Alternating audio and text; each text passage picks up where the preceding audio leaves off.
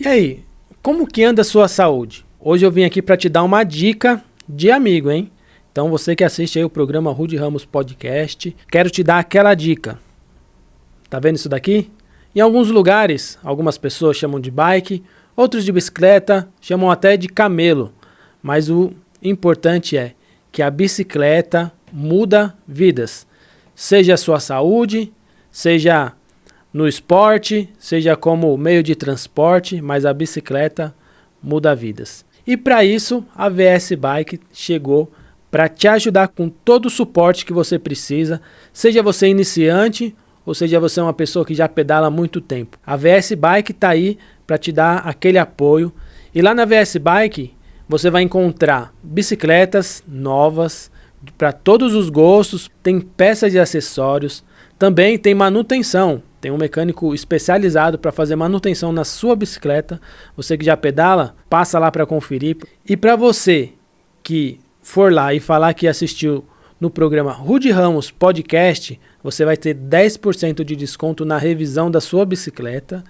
E também, você que adquiriu uma bicicleta lá e falar que viu no programa do Rude Ramos Podcast, você vai levar para casa uma luva especial para você já sair de lá pedalando mais confortavelmente, para não ter calo na mão, e você vai ganhar uma.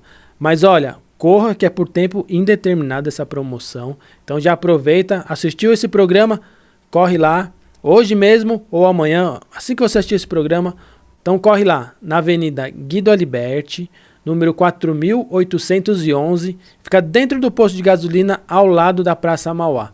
Não perca tempo, vai lá na VS Bike e você vai sair de lá pedalando, feliz e alegre, porque bicicleta muda vidas.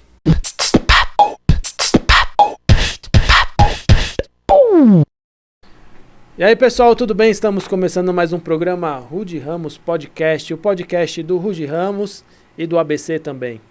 Pessoal, quero agradecer todo mundo que está na audiência, que está assistindo, que vem assistindo nossos programas, que tem curtido, compartilhado. Esse programa não existiria se não fosse vocês. Então agradeço todo mundo, que Deus abençoe sempre a vida de vocês e muito obrigado. E não deixe de curtir, compartilhar as páginas, todas as redes sociais, @Rude Ramos Podcast. Só lembrando que a gente está gravando aqui nos estúdios da Foz TV, entra lá no site também, www.foztv.com.br.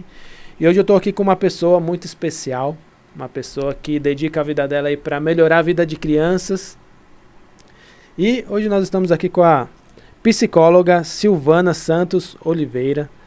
Silvana, seja muito bem-vinda. Obrigado por aceitar o convite. Obrigado aí por estar trabalhando com as crianças também, né? Dando uma melhor condição de vida para as crianças, né? Se apresente. O que você faz? Fala um pouquinho de você. Perfeito. Meu nome é Silvana. A minha formação é psicologia. Eu sou pós-graduada em ABA, que é uma intervenção específica para crianças com autismo e deficiência intelectual. Estou finalizando outra pós em neuropsicologia, que é um processo aí de avaliação. Atualmente, eu trabalho com crianças aí há mais de 15 anos.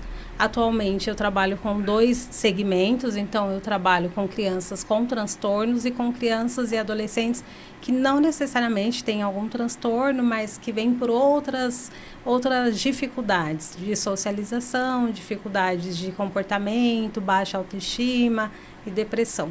Ah, bacana. Daqui a pouco a gente vai falar um pouco mais de cada assunto desse, né? Sim. Especificar, falar o que é cada um, né? E me fala uma coisa, você é de São Bernardo, você nasceu aonde? Fala Sim. Um pouquinho aí da sua infância, como foi? Perfeito. Eu sou nascida e criada em São Bernardo. Eu sou a caçula de 10 filhos, então eu tenho uma família bem grande. Atualmente eu sou casada, então eu moro também em São Bernardo. Acho que da minha infância é basicamente isso. Eu tive uma excelente infância, extremamente pobre, mas isso também me ajudou em algumas questões. A gente não tinha televisão, então eu adquiri o hábito da leitura muito cedo. Então, sim. Bacana. E você Como foi? Na escola você era uma boa aluna? Não, é até engraçado, não. Não era uma boa aluna. O processo educacional não me atraía. A forma como era ensinado não me gerou nenhum interesse. Eu sempre gostei muito de ler, mas o processo educacional, como me foi apresentado, não me gerou interesse. Quando que surgiu esse interesse? Você fez faculdade? Aí, como que foi? Como que você entrou? Como que você escolheu a psicologia? Eu fiz um curso. Nesse curso falava de temperamentos, que é o que a gente descreve hoje como personalidade. Eu achei bem legal, porque nesse curso parecia, sabe quando você lê um livro e parece que está contando sobre você? Uhum. E eu fui estudar um pouco mais e identifiquei que era sobre personalidade. Eu falei, nossa, como pode saber tanto do indivíduo? Aí eu entendi que é uma das áreas da psicologia, que estuda o comportamento humano, então eu me apaixonei e aí eu me dediquei. Os próximos anos eu passei a estudar para valer, para que eu pudesse entrar na graduação. Ah, que bacana. E a faculdade, o tempo de faculdade foi difícil ou foi tranquilo para você? Por uma parte foi tranquila, pelo fato de eu não trabalhar. Quando eu iniciei a graduação, eu trabalhava. Logo depois eu ganhei uma bolsa de estudo, então eu só estudei durante a graduação. Assim, o curso de psicologia não é um curso fácil, é um curso que tem muita leitura, mas foi mais tranquilo. Foi na época da faculdade que você decidiu trabalhar com crianças? Sim, eu tenho uma professora, hoje nós somos colegas, nós até desenvolvemos alguns projetos juntos, que ela fez uma indicação para mim trabalhar com criança, e na época eu não queria muito, porque eu achei que não daria conta. Ela insistiu, e aí eu, acreditando nela e também com medo, falei, vai que eu não vou, ela não me indica para trabalhar mais com criança, e aí deu super certo. 6 meses depois eu já sabia que não trabalharia com outro público. E você tem uma clínica aqui no Rude Ramos, né? Isso, eu tenho um consultório, estou com alguns projetos. Abrir clínica tem algumas implicações maiores. Eu gosto de prestar um serviço de excelência e eu fico preocupada. Quanto mais eu ampliar, se eu vou conseguir trazer tanta qualidade técnica. Mas o meu consultório fica na Avenida Dr. Rude Ramos, número 304. Fica bem ali na frente da delegacia, né? Bem na frente da delegacia, bem seguro ali. Pessoal, e aqui a doutora, eu conheço ela já há um bom tempo. Sim. Fiz um trabalho para ela de adesivo, né? Lá na clínica dela. Inclusive, foi uma parceria com o Cristiano, que tem agência também, Tatu e eu fazendo marketing. Então, um abraço pro Cristiano aí. E eu acho que hoje a gente vai falar um pouco aí do que você trabalha, um assunto bem, bem bacana, né? Que as pessoas têm bastante dúvidas, né? E a gente colocou, durante a semana, a gente colocou algumas perguntas lá no Instagram. Teve bastante pessoa que fez perguntas, tem algumas dúvidas sobre esses assuntos, né? E vamos falar um pouco sobre esses assuntos. Perfeito. Explica pra gente um pouco qual que é a diferença entre o autismo, o TDAH e a deficiência intelectual. Perfeito. Posso começar falando qual é o ponto em comum entre os três? Aqui o programa é seu, você fica à vontade. Perfeito. Então, tanto o autismo quanto o TDAH e a deficiência intelectual são transtornos do neurodesenvolvimento. Então, esses transtornos, eles se desenvolvem no período da infância. Então, embora o autismo, o TDAH ou a deficiência intelectual, eu possa fechar o diagnóstico ali na adolescência, na vida adulta, o transtorno em si, ele vai se desenvolver no período do desenvolvimento. Então, até a classificação, ele está dentro da classificação de transtornos do neurodesenvolvimento. Esse é o ponto em comum. Agora tem as diferenças. Para cada transtorno tem uma classificação e ele tem uma forma, a gente pode dizer assim. Então, quando eu digo um indivíduo tem autismo, uma criança tem um autismo, ele tem TDAH, ou ele tem deficiência intelectual, cada um desses três, ele tem critérios para preencher, para ficar ali dentro do transtorno, para que de fato seja classificado. Tem várias classificações, né? Sim, cada um tem as suas características próprias. Embora uma criança ou um adulto pode ter 2 ou mais transtornos. Então, recentemente eu fechei um diagnóstico de uma criança com 3 transtornos. Vai ser bem difícil ali, mas ele está tendo apoio necessário. O apoio da família é extremamente importante. Isso. O apoio da fundamental. Sim, Sim. Primeiro, na conscientização. Porque todas as pessoas que têm um filho, ela idealiza o filho ideal. Sim. E muitas vezes, quando vem uma criança com transtorno, eles passam ali pela fase do luto, né? Tem um filho e eu amo esse filho, mas de fato ele tem um transtorno. Então é olhar além do transtorno. Olhar para a criança, olhar para o indivíduo, mas de fato ele tem uma condição ali que vai ser difícil, não dá para negar. Então você acaba trabalhando não só com a criança, tem que trabalhar com a família, sim. Eu percebi, bem de forma breve, assim, que a gente não trata só a criança. A família, ela também vem para nós. É uma família que está em sofrimento, é uma família que às vezes não aceitou ali o diagnóstico e você precisa apresentar, de fato, o transtorno, mas fazer esse resgate. Ele é uma criança, ele é o seu filho, ele tem características que não é do transtorno, é dele. E dá para uma criança com algum transtorno viver normalmente? Ou... Vai depender do transtorno e do nível de gravidade. Então, os transtornos, eles também são separados em níveis de gravidade. O autismo, ele fala em nível de suporte. Suporte 1, suporte 2 e suporte 3. Quando eu falo de um suporte 1, é uma criança ou um adulto que ele não precisa de tanto ajuda.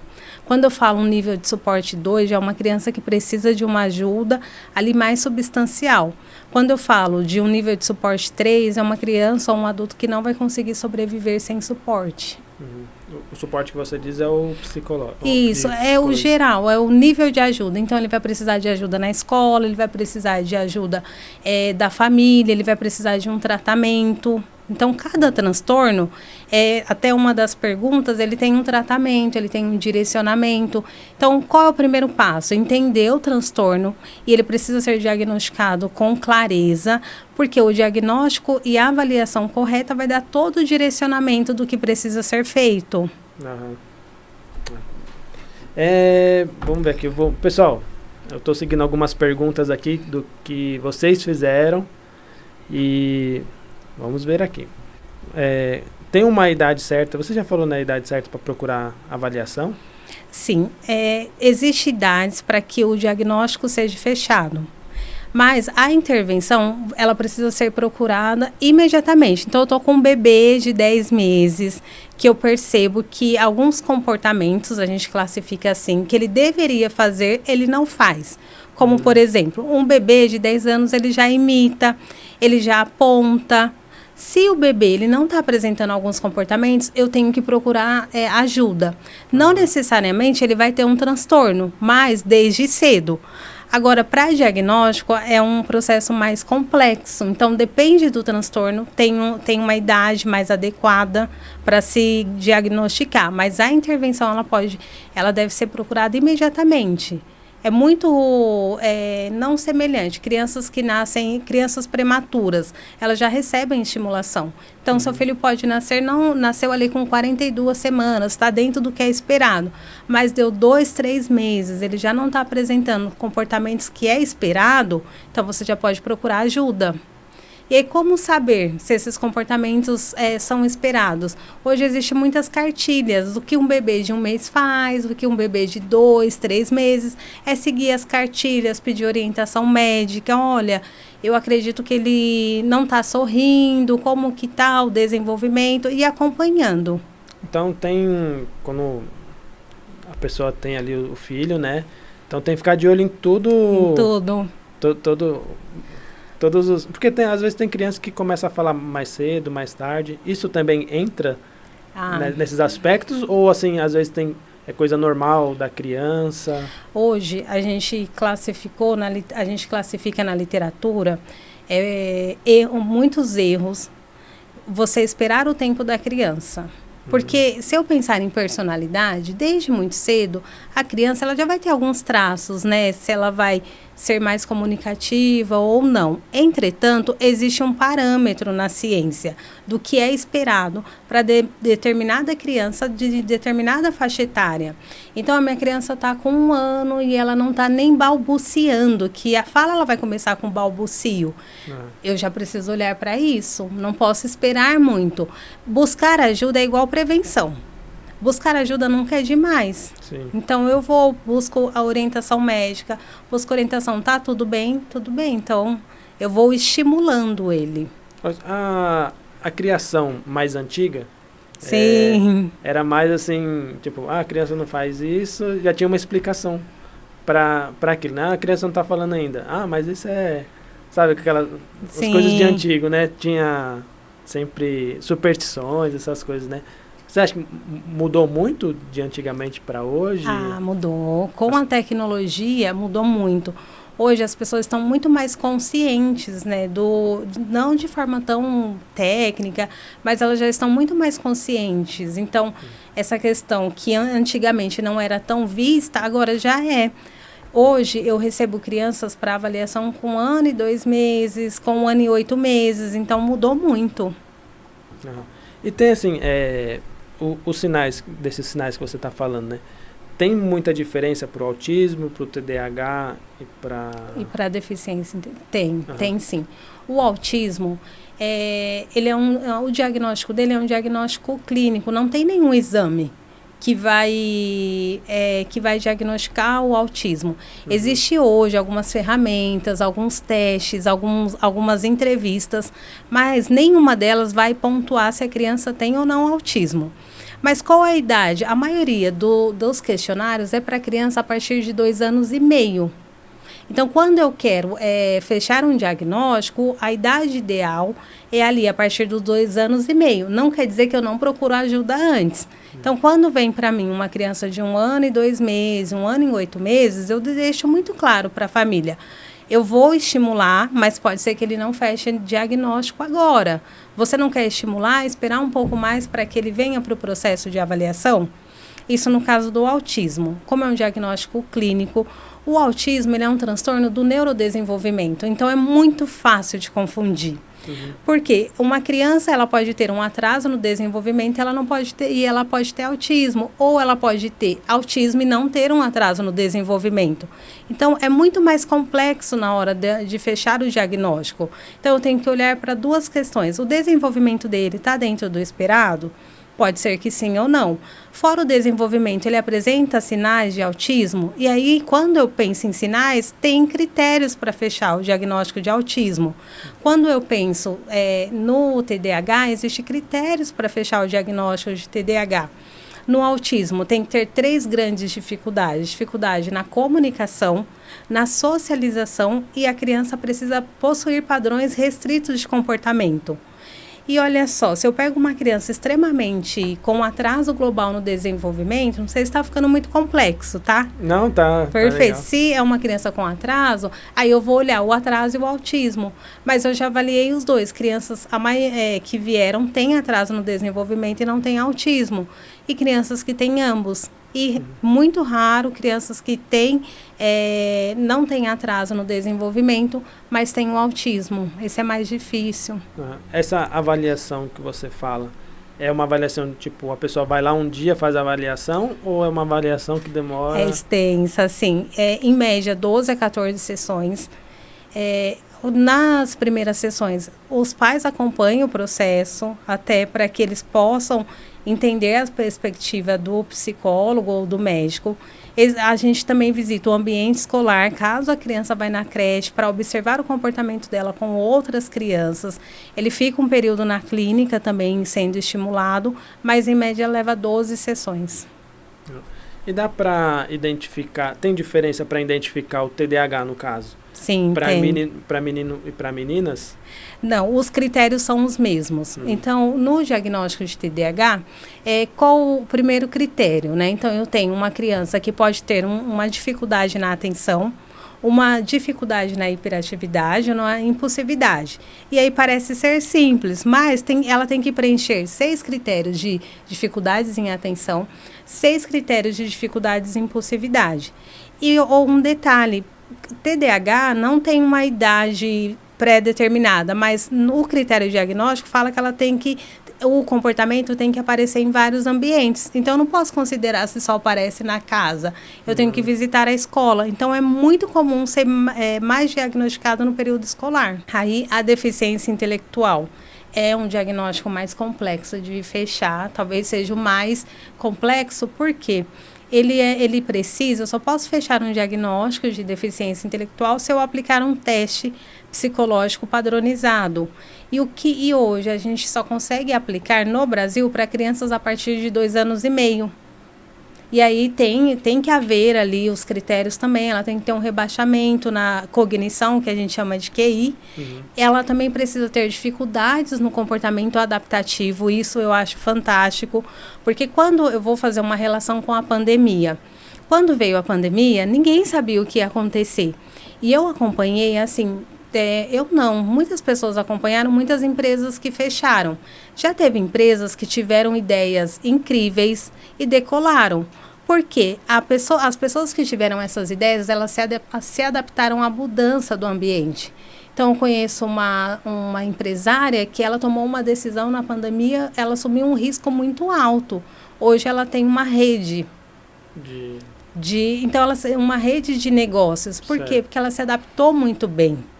Então, eu tenho que avaliar a inteligência, se tem um rebaixamento da inteligência, e eu tenho que avaliar a adaptação.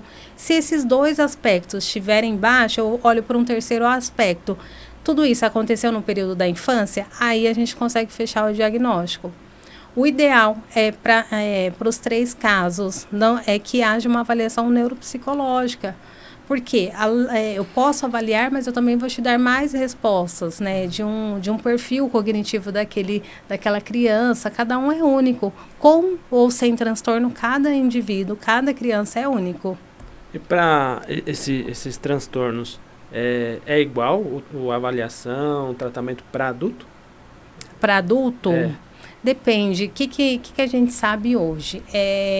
Como se desenvolve cada transtorno. Então, vou falar um pouquinho do autismo, depois eu vou falar do TDAH e depois eu falo da deficiência intelectual. Quando eu penso em autismo, e essa pergunta é uma das que fizeram, qual o melhor tratamento? Isso eu quero deixar muito claro. Não existe, assim, uma fórmula. Existem tratamentos que são baseados em evidências. Tratamentos que vão comprovar cientificamente a sua eficácia. Então, quando eu penso em autismo, cientificamente, o que eu tenho de comprovação de eficácia é a análise do comportamento aplicado, aquilo que a gente chama de ABA, que agora está em alta, está famosa. Então, eu preciso intervir com uma criança que foi diagnosticada com autismo. Então, hoje, o que se tem mais evidências é a análise do comportamento aplicado. Quando eu penso em TDAH, eu tenho análise do comportamento aplicado, mas eu tenho cognitivo comportamental também. Quando eu penso em deficiência intelectual, eu penso em análise do comportamento aplicado e também terapia cognitivo-comportamental. São terapias intensivas, que o indivíduo, ele não é aquele tipo de terapia tradicional, que ele vai ficar, às vezes, um dia só, ele vai vários dias para o TDAH, para uma habilitação cognitiva, para o autismo, para uma habilitação, uma reabilitação, e para a deficiência intelectual também.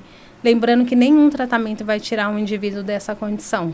Não muda, mas melhora a qualidade de vida. Isso com certeza. A pessoa no caso de um adulto, a criança às vezes não tem tanta consciência, né, disso, Sim. Mais os pais, né? Mas, por exemplo, no caso de um adulto, quando ele descobre que tem um TDAH, as pessoas se chocam assim, falam, nossa, meu Deus, agora o que eu vou fazer? Ou você acha que eles levam como se fosse uma terapia normal? É muito diferente. Eles veem adultos, né? Como algo libertador. Porque imagine você sofrendo durante 20, 30 anos e não ter resposta para o seu sofrimento. Quando muitas vezes o diagnóstico ele traz essa resposta. Então, olha, é isso que eu tenho. Então, vem como um alívio. Eu trabalhei com uma médica, ela foi diagnosticada na velhice já, com autismo, e assim, foi libertador para ela.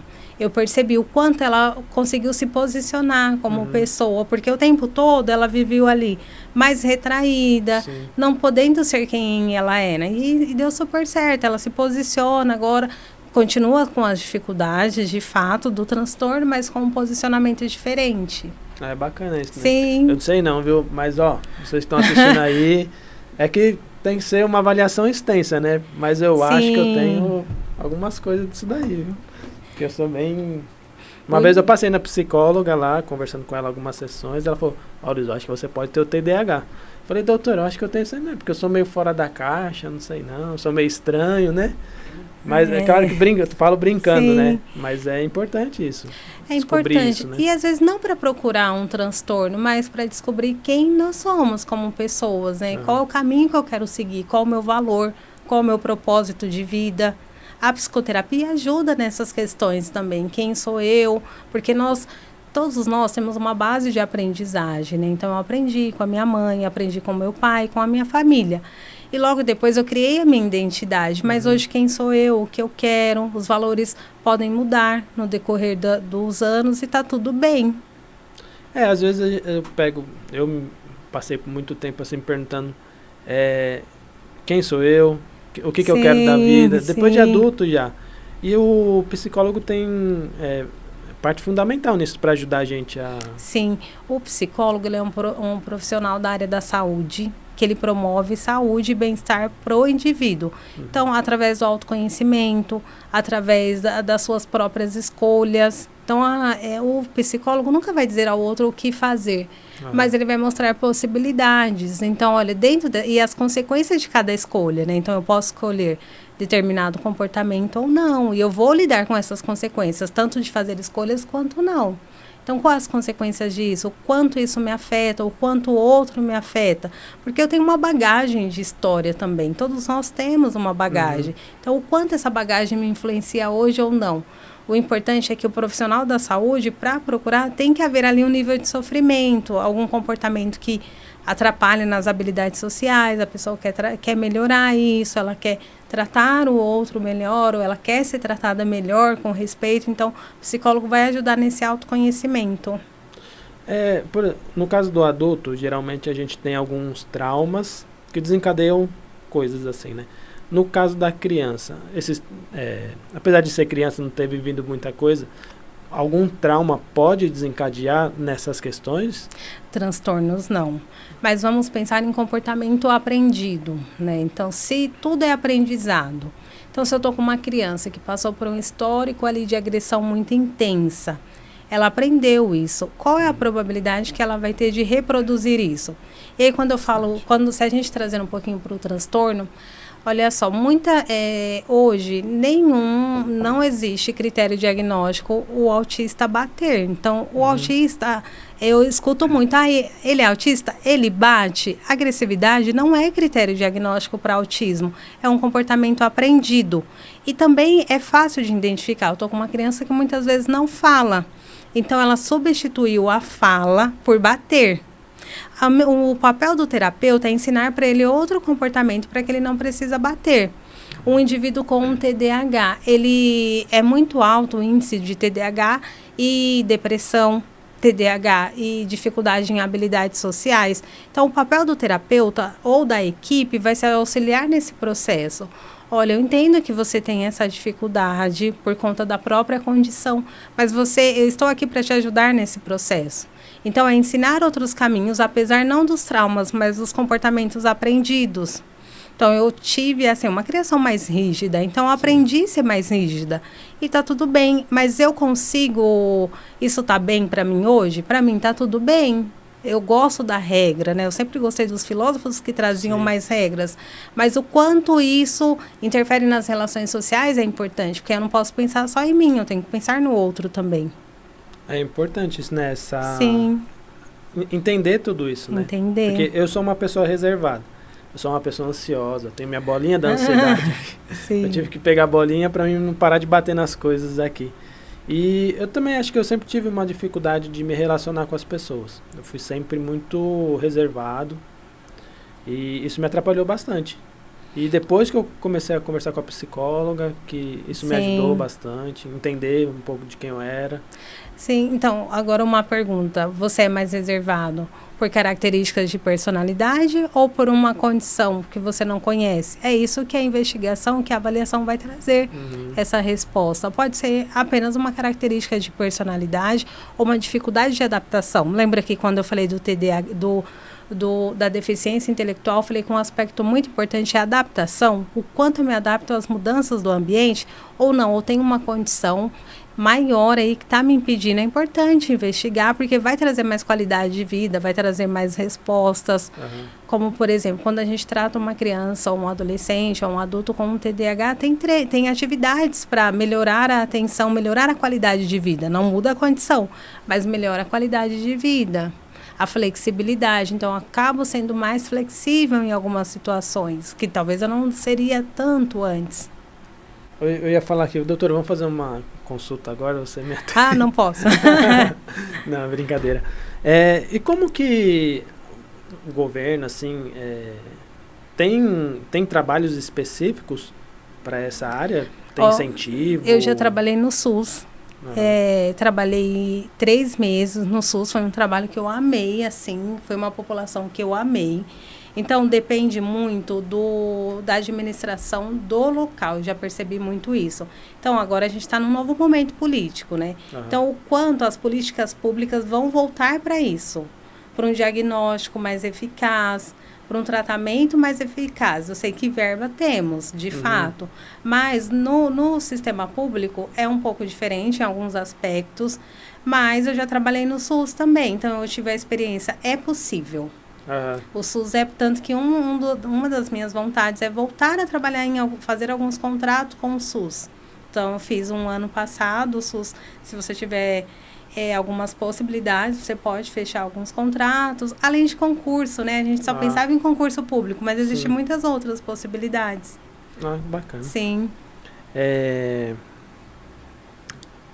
Você falou também uma palavra lá no começo. O que é o ABA? É a ABA. A ABA. ABA, porque a ABA é uma ciência baseada na análise do comportamento aplicado. Então, o que é isso? É uma sigla em inglês, por isso que vem um nome próprio. É uma ciência que baseia toda a sua intervenção na análise do comportamento. Ela é individualizada. Então, quando eu recebo uma criança, um adolescente ou um adulto, eu faço uma análise, uma avaliação. A partir do comportamento dele, a gente intervém. Aí, se eu olhar mais para a ciência, e por que ela tomou esse poder, né? Hoje a ABA é muito forte no Brasil, porque é uma intervenção intensiva. Então, quando eu penso em uma psicologia clássica, eu penso eu ir no psicólogo uma vez por semana. A ABA não, ela é intensiva. A depender do repertório da criança, e quando eu falo repertório, a depender da dificuldade da criança, do nível de gravidade do transtorno, ela vai precisar de uma intervenção de 20 a 40 horas por semana. Então, ela fica muitas horas na clínica. Acaba sendo... ela é intensiva. E a criança, quando ela faz esse acompanhamento, ela já sai, por exemplo, da consulta melhor? É cansativo para a criança ou ela sai feliz? Não, ela não é cansativo, desde que seja feito de uma forma eficaz. Então, me responda você uma coisa que você faz que te dá muito prazer. Que me dá muito prazer? Que mexe muito com a sua motivação, assim, que você consegue fazer por horas. Eu pratico ciclismo. Quantas horas? Média de 2 horas. 2 horas todos os dias? 1 hora todos os dias. 1 hora. Eu sei que muitas vezes vocês fazem percurso mais longo. Isso. A ABA, ela trabalha com a motivação da criança. Então, todo o processo, ele é fundamentado na forma como a criança aprende, ele é individualizado. Então, quando eu penso, assim, cada um aprende de uma forma, e eu disse que o sistema educacional, ele não individualiza, é todo mundo no mesmo sistema. Então, imagine você num tratamento individualizado, que é pensado para você da forma como você gosta. Então, hoje... é individualizado. Certo. Então, quando a criança chega, ela recebe ela faz uma avaliação criteriosa, é uma avaliação... A última avaliação que eu fiz não foi consecutiva, mas ela levou 14 horas, né? Porque a criança, ela tinha muito repertório, então eu tinha que mapear todo o desenvolvimento dela. E aí você faz esse mapeamento, depois você desenvolve o plano de intervenção por ela por 6 meses ou 1 ano. Então, durante 6 meses, ela tem um planejamento. Depois ela volta novamente para a avaliação e você percebe o quanto ela ganhou e o quanto ela não ganhou. Importante dizer, a aba não é milagre, né? Como é vendido também. Ele não tira a criança da condição do transtorno, mas ele melhora a qualidade de vida. Então, eu tenho uma criança que não falava, eu posso criar possibilidades, aumentar a chance dessa criança falar. Então, eu tenho uma criança que não brincava, literalmente, que só rodava, pegava o brinquedo e só ficava no mesmo movimento por horas, que agora brinca funcionalmente. Então, a aba, ela traz essa perspectiva, essa intervenção. Outra, o planejamento, ele é muito bem organizado. Então, se eu tenho um planejamento para 6 meses e a criança não aprendeu, eu não espero 6 meses para ver se ela aprendeu ou não. O processo, ele é monitorado. Então, como que eu faço? Eu avalio a criança, depois ela tem um planejamento e esse planejamento é acompanhado. Porque a gente conversou, nós, seres humanos, estamos em constante modificação. Sim. Então, eu gosto muito de um determinado brinquedo, logo eu não gosto mais. E está tudo bem, enjoei. Então, esse processo precisa ser monitorado para que a criança se desenvolva em todo o seu tempo. Se não estiver sendo feito dessa forma, talvez não é a aba, tá? É outra coisa, mas a aba não é.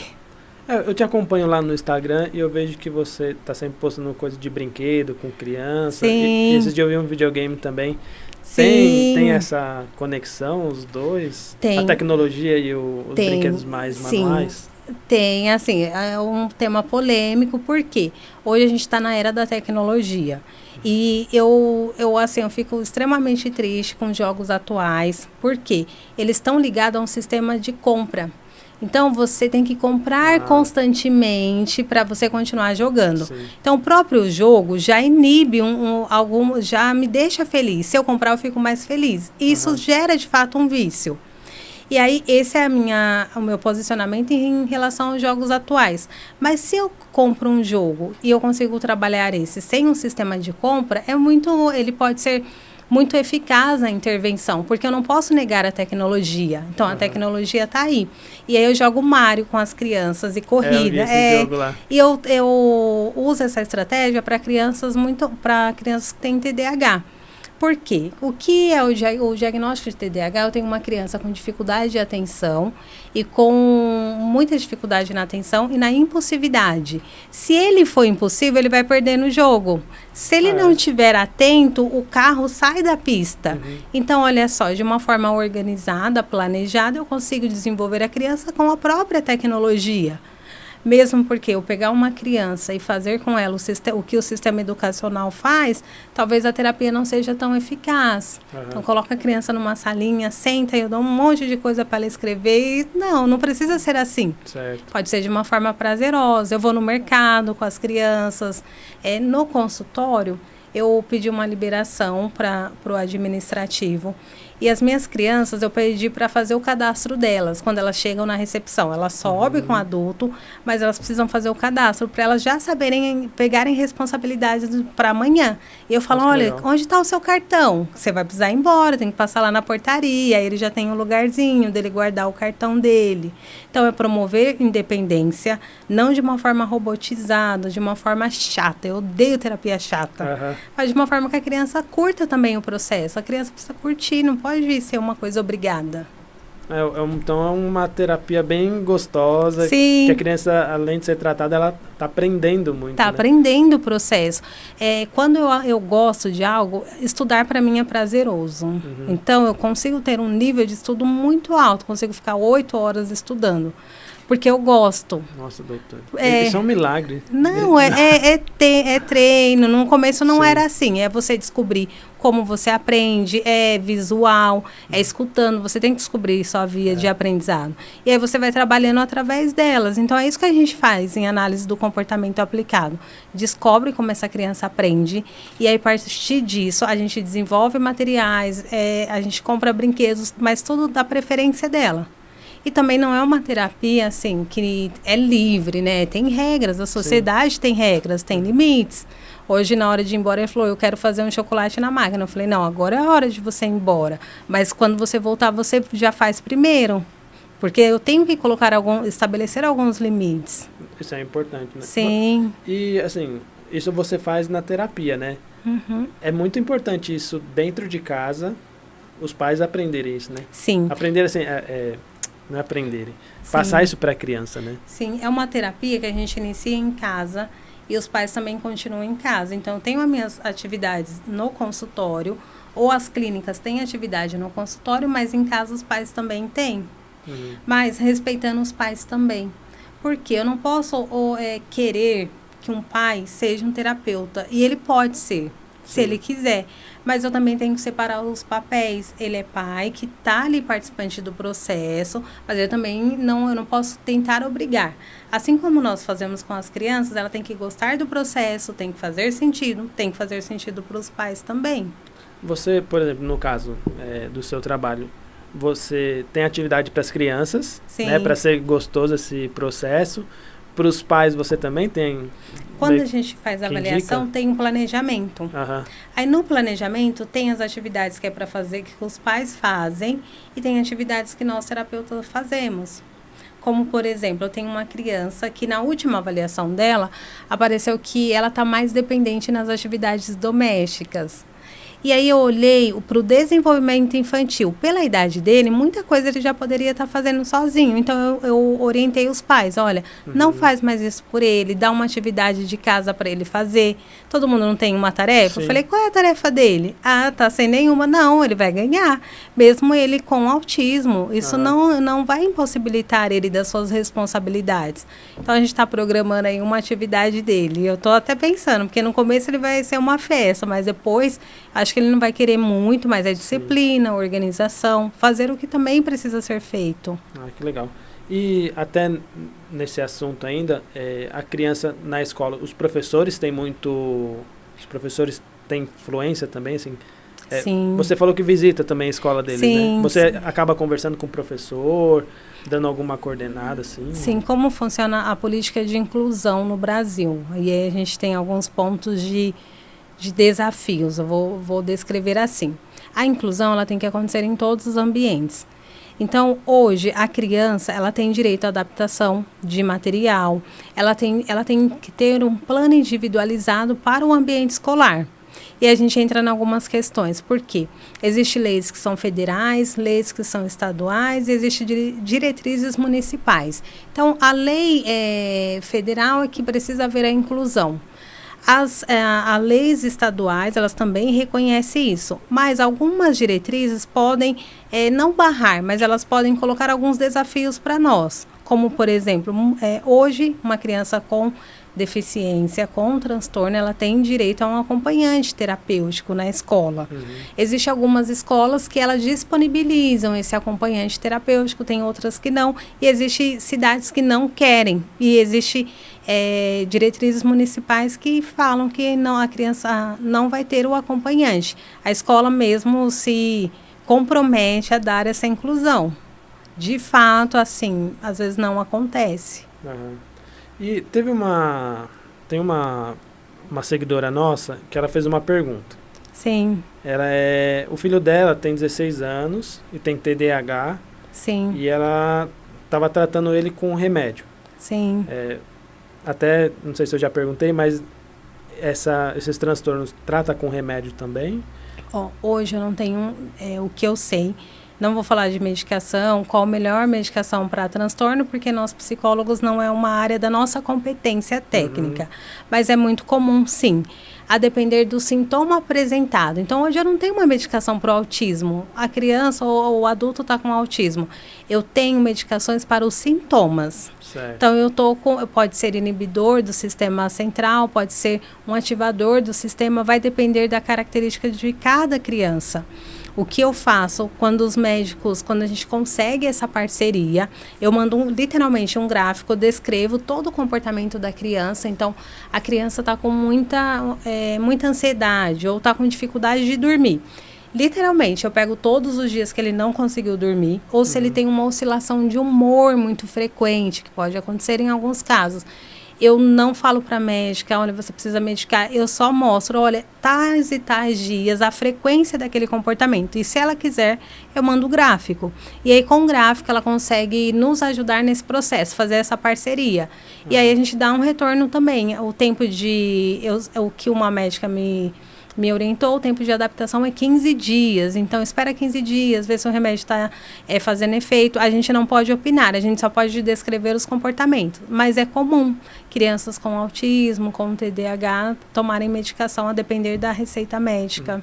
No caso dessa seguidora, ela falou que tem 16 anos, né? Ela começou a tomar o remédio lá, não sei quanto tempo tratou com isso, e deixou ele meio travado, assim, né? Sem muita reação. Então, o melhor é ela procurar um psicólogo também. Um médico que medicou, porque o que a orientação médica que eu tenho é que tem a fase de adaptação da medicação. Certo. Então, o organismo do indivíduo está se adaptando. Eu vejo uma certa resistência dos pais em medicar, mas o medicamento, ao meu ver, ajuda. Minha família tem bastante médico, né? Eu Sim. comecei a tomar remédio para ansiedade, esse padrão que bastante gente toma, né? Mas eu tomei 2 dias e eu fiquei... Não conseguia fazer nada. Aí eu já parei. Meu Deus. Poderia esperar os 15 dias, né? A médica não te orientou? Orientou, mas eu sou teimoso. Eu acho que o único remédio que eu tomei certinho foi esse dia que eu arranquei um dente. E aí, com medo de dar algum problema, eu tomei certinho, fiz a lista certinho, tomei nos horários certinho.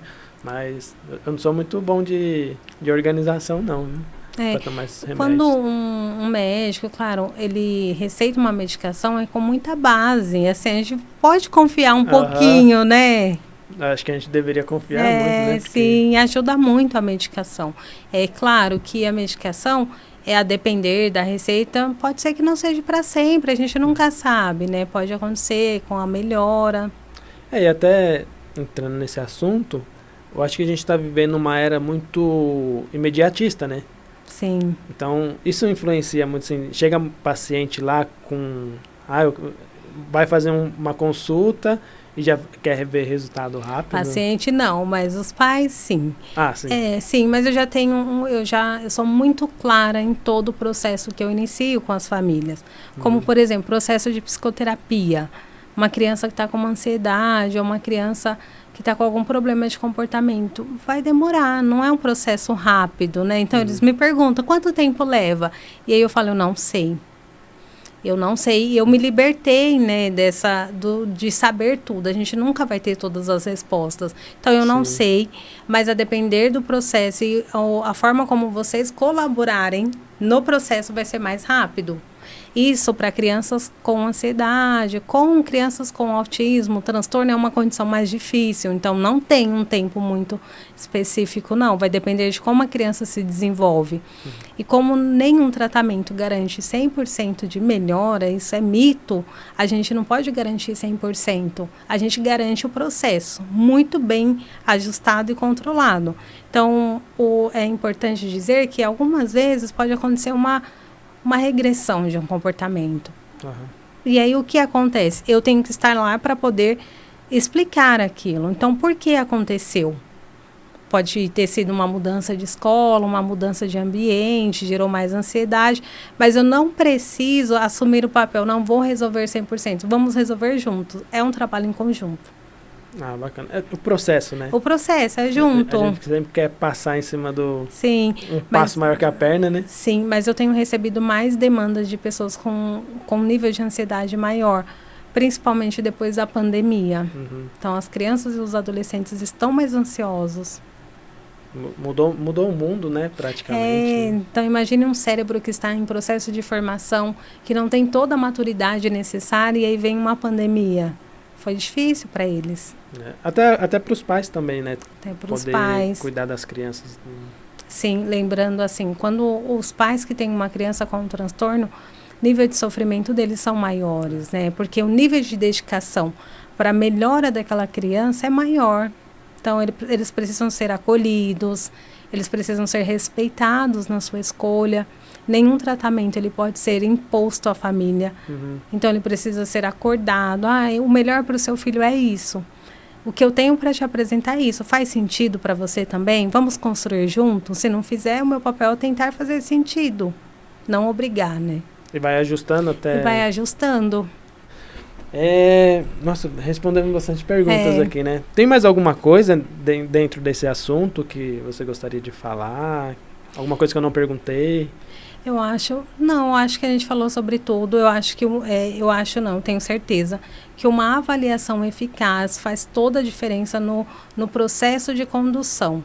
Então, você receber o direcionamento certo. Então, o que tem, de fato, ou às vezes a criança, o adolescente ou o adulto não vai pontuar ali nenhum transtorno, mas ele precisa saber o que acontece. Então, por que eu ajo assim? Pode ser pelo um processo de aprendizagem da minha dinâmica familiar, como você até perguntou da minha, ou pode ser por outras questões. Então, é ajudar nesse processo. Então, a avaliação é uma ferramenta eficaz. Tá.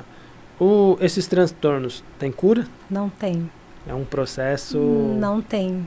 Existe melhora na qualidade de vida e a depender do indivíduo, ele pode ter muita qualidade de vida. Também não é o fim do mundo, né? Então, existe muitos... já disse, trabalhei com uma médica diagnosticada com autismo.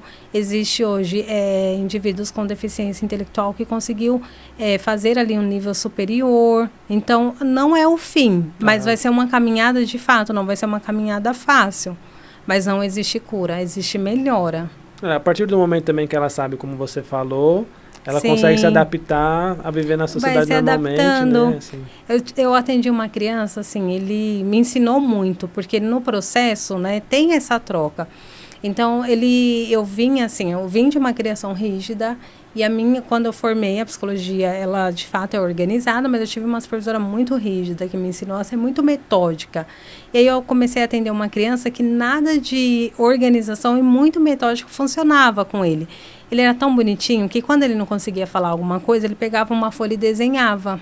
Que legal. Então, eu quero ir no parque. Então, ele não sabia falar, eu quero ir no parque, mas ele desenhava. Então, ele passou a nos ensinar que existem muitas outras possibilidades de aprender. Então, a gente também aprende no processo terapêutico. É uma troca, de fato. Silvana, você também dá cursos, né?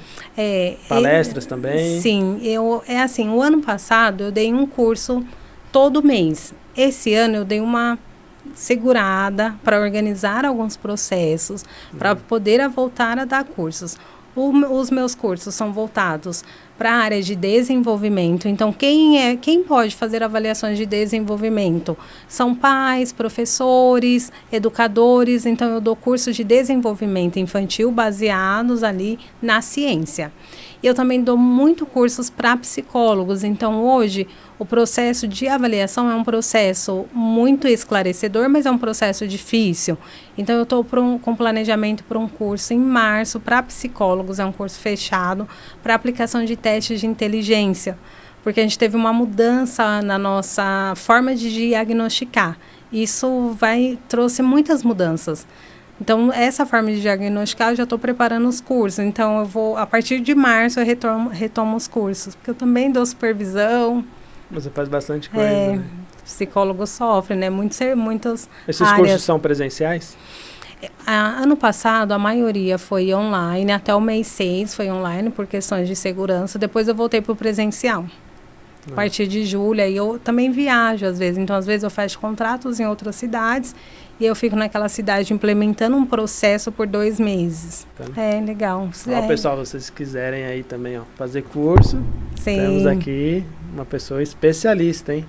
E eu acho muito legal esse seu lado de querer dar uma melhora para as crianças, sabe? Acho que isso é uma coisa que me atraiu bastante no seu trabalho, né? Além de eu te acompanhar. Obrigada. E é gostoso, é gratificante, né? O retorno... E assim, a psicologia não é caridade, claro que não. Ela é uma profissão muito bem estabelecida. Mas o retorno, eu não trabalho só pela profissão, é meu propósito, é promover desenvolvimento. Então, a gente recebe mensagem assim, o pai chora, nossa, ele não falava nada, passou a falar. Nossa, você me trouxe uma resposta, agora eu sei o que acontecia com eles. Antes eu pensava, eu também errei no processo. E aí você tem a oportunidade de escutar o pai, ele contar o quanto a vida dele foi difícil. Então é um processo muito gratificante também, que traz melhoria para nós como pessoas. É um trabalho social, traz melhoria para nós, mas também traz melhoria para o outro.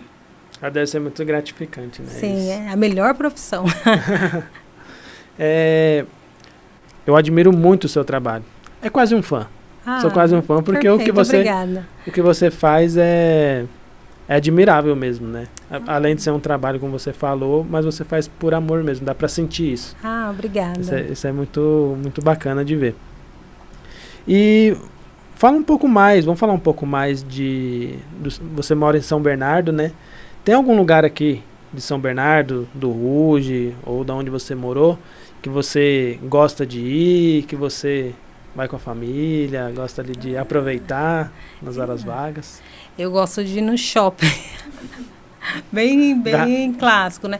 Eu trabalho muito, então eu saio pouco. Mas às vezes eu vou no Estoril, que é um lugar que eu gosto. Lá é bem... no Estoril, no shopping. Eu acho que basicamente isso. No Ruge tem algum lugar que você gosta de ir bastante? Eu gosto daquela praça onde tem... Agora eles tiraram um pouco as coisas, mas onde tem a igreja ali, onde tem a quermesse. Sim. Então eu gosto dali um pouquinho. Eu gosto das lojas também, muito. Tem alguma loja aqui no Ruge que você Todas indica? Aquelas ali perto do consultório, gosto de todas. Principalmente das papelarias. Inclusive ele tem a padaria Flor do Mar. Ela sempre ajuda aqui a gente. A Flor do Mar é... Na frente da Coop. Eu compro... Eu almoço muito lá. Eu gosto de lá. Porque tem um preço... Eu chamo lá de BBB. Bom, bonito e um preço justo. Legal. Então, o pãozinho de lá deles é maravilhoso. Sim. E... Você tem projetos futuros? Tenho muitos. Que possa contar? Então, eu quero que eu possa contar. Eu vou voltar a trabalhar no SUS, porque eu gosto muito de trabalhar com a população do SUS mesmo, trazendo assim, não existe, gente, a gente tem que quebrar alguns paradigmas, porque SUS tem que ser ruim. Não, o SUS tem que ser ótimo. E vai ser ótimo. Então, um dos meus projetos é voltar ali para o SUS. É um projeto, assim, a curto prazo. Eu faço contratos curtos, né? Eu não gosto de contratos muito longos. Então, eu fico 2, 3 meses num processo, depois eu vou para outro, porque eu tenho os meus pacientes no particular. Então, eu tenho esse projeto de voltar para o SUS. Eu vou até estruturar melhor essa questão do curso, porque o curso apareceu para mim, assim, eu tenho a habilidade de ensinar, mas as pessoas me pediam muito. Você poderia dar um curso, você poderia ensinar. E aí eu topei o primeiro. Sabe quando você aceita? Vou aceitar. E aí, quando eu fui ver, já tinha dado mais de 15 cursos. Caramba. Então, deu certo. Aí eu vou organizar, estruturar melhor essa questão.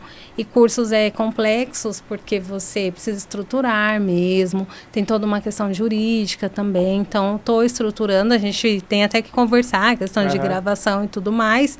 Mas os 2 projetos que eu vou fazer esse ano é voltar, fazer alguns contratos com o SUS e organizar melhor toda essa questão de curso.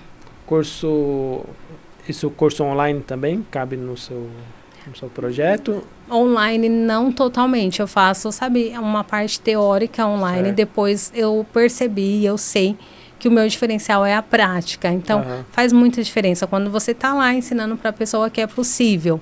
Às vezes eu falo até para as equipes, olha, é possível você atender uma criança num período de 2 horas e ela ficar motivada. E aí eles falam, nossa, 2 horas é muito tempo. Não é. Então, eu gosto de mostrar o quanto é possível. Então, a maioria dos meus cursos são práticos mesmo. Que bacana.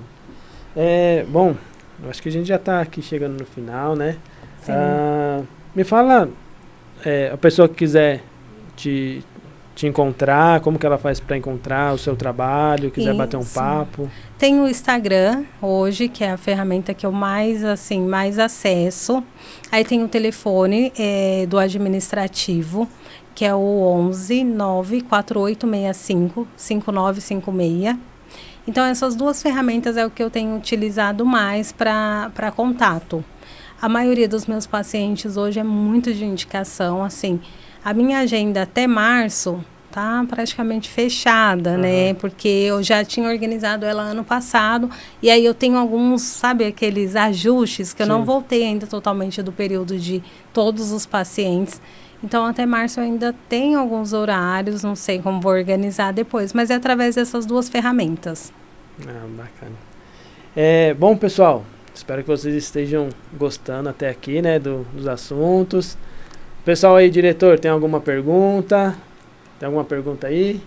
Não? Tem alguma pergunta, Gabi? Qual é o seu nível de autismo? Esse vai ficar em off, né? Porque... Sim. Você vai deixar o link aí também, né? Tudo, vai ter tudo aqui na descrição, telefone, Sim. todos os contatos. Tá, psique.silvanasantos. Então, obrigada, Gabi, por ter lembrado. A assessora tá ali, né? Isso, a Gabi tá aqui comigo. Pessoal, quero agradecer aqui também o apoio de todo mundo tá aqui. A Flaviane tá aqui, que já participou. Tem um episódio aqui, depois vocês assistam o episódio inteiro dela. Inclusive, ela abriu uma marmita durante o programa. Podem assistir isso. Ela estava em preparação. Mas é uma entrevista muito legal dela com a Emilene. E também quero agradecer aqui a nosso diretor, que está ali no comando das gravações, Esdras dos Santos. Ele que tem um canal também no Instagram, no YouTube, Reverendo Esdras. Tá? Ele que coloca alguns ensinamentos da palavra de Deus lá. E é muito bom, independente da religião, é muito bom para a gente ter algo positivo aí para se segurar, né? Porque não é fácil, né? Viemos de uma pandemia e depois o mundo mudou, né? Então precisamos, independente da religião, precisamos ter uma fé, algo para estar se firmando. E é isso. Bom, estamos gravando aqui nos estúdios da Foz TV. Então, você quiser gravar o seu vídeo, tiver algum projeto aí que inclua vídeo, entre em contato com a gente, www.foztv.com.br. Fala com a gente aqui da Foz TV. Você que também quer divulgar a sua empresa, quer fortalecer a sua marca, quer tá dando um up aí na sua empresa, e acredita nesse projeto aqui do Rude Ramos Podcast, fala com a gente também para ser um apoiador, um patrocinador aí do programa, para a gente caminhar junto. Nós estamos crescendo bastante, o pessoal está gostando do programa, estamos tendo bastante engajamento, projetos futuros aí também para a região e para o ABC também. Então, entre em contato com a gente, seja um apoiador do programa, para a gente estar crescendo cada vez mais e crescendo juntos. Bom, estou muito feliz com a presença da Silvana aqui também hoje. Agradeço o convite, obrigada. Agradeço muito.